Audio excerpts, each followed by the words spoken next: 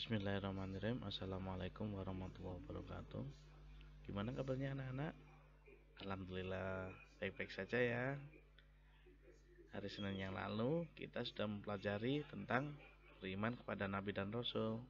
Sekarang marilah kita lanjutkan pelajaran tersebut. Namun sebelumnya marilah kita awali pertemuan kita di pagi hari ini dengan bacaan basmalah. Bismillahirrahmanirrahim.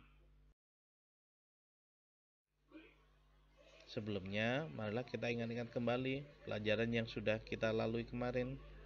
Kita sudah mempelajari tentang pengertian Nabi dan Rasul.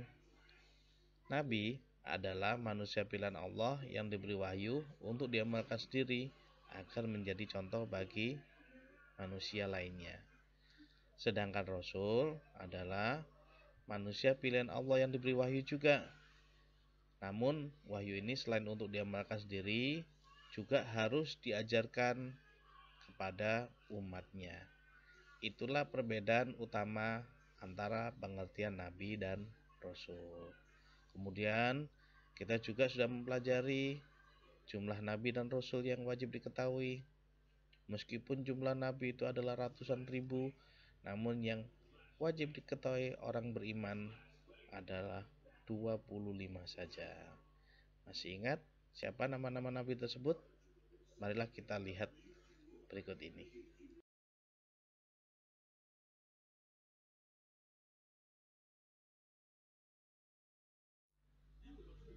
Itulah nama-nama Nabi dan Rasul yang wajib kita ketahui. Mulai dari Nabi Adam sebagai Nabi dan Rasul, sekaligus juga sebagai manusia pertama, sampai kepada Nabi Muhammad SAW, penutup para Nabi.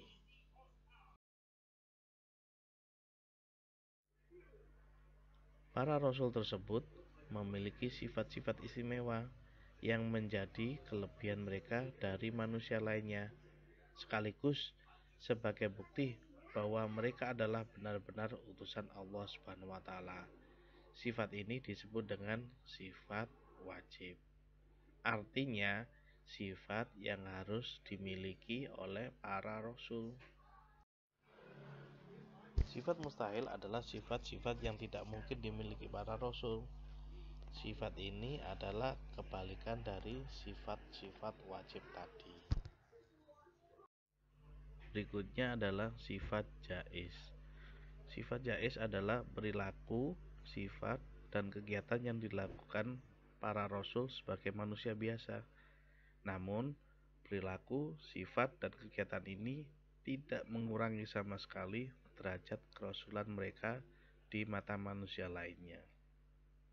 Ini disebut dengan sifat jaiz. Lebih jelasnya, sifat jaiz bagi rasul yaitu sifat-sifat yang boleh dilakukan dan boleh pula ditinggalkan, seperti makan, minum, tidur, sakit, istirahat, dan lain sebagainya. Hari ini kita akan mempelajari tentang sifat-sifat wajib para rasul. Sifat wajib yang pertama yang harus dimiliki oleh para rasul adalah shidik. Shidik artinya jujur. Artinya seluruh rasul haruslah orang yang jujur. Jujur dalam perkataan dan perbuatan. Sifat yang kedua yaitu amanah. Amanah artinya dapat dipercaya. Seorang rasul harus dapat bertanggung jawab terhadap amanah atau tugas yang diberikan oleh Allah kepada mereka. Sifat yang ketiga yaitu tabligh. Tabligh artinya menyampaikan. Maksudnya, seluruh rasul harus menyampaikan semua ajaran-ajaran atau wahyu yang diterima dari Allah kepada umatnya. Yang terakhir adalah fatona. Fatona artinya cerdas.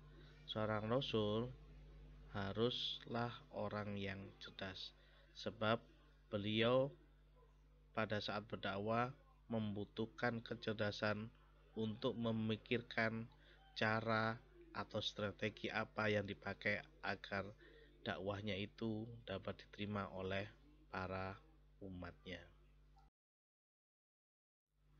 Beriman kepada Nabi dan Rasul berarti kita juga meneladani sifat-sifat yang ada pada diri Rasul. Sebagai contoh, sifat sidik, jujur.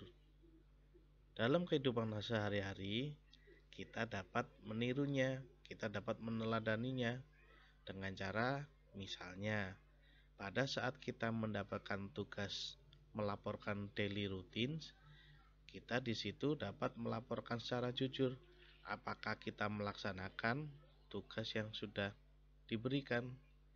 Jika sudah melaksanakan, apakah kita melakukannya sendiri atau dibantu oleh orang tua.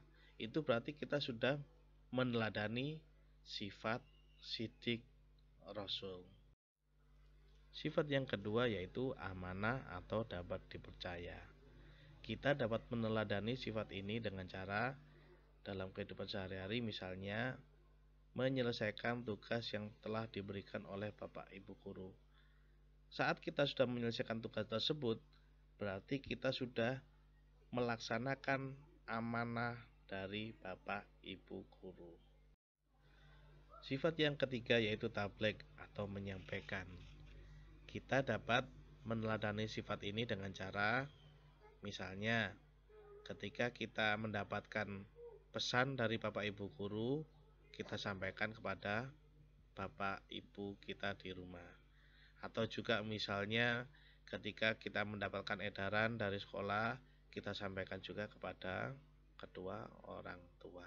Itu berarti kita sudah meneladani sifat Rasul yaitu tabligh atau menyampaikan.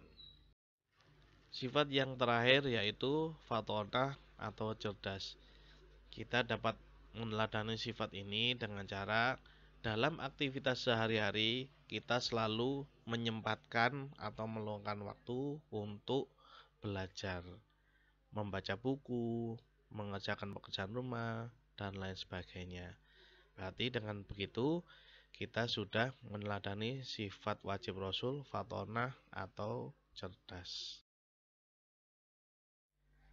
Demikian pelajaran kita hari ini yaitu sifat wajib para Rasul. Selanjutnya agar lebih memahami apa yang Pak David sampaikan, silakan dibaca buku paketnya mulai halaman 10 sampai halaman 17. Jika ada hal-hal yang perlu ditanyakan, silakan menghubungi nomor Pak David via telepon atau WA. Terima kasih. Sampai jumpa di kemudian hari. Nasrul minallah. Wassalamualaikum warahmatullahi wabarakatuh.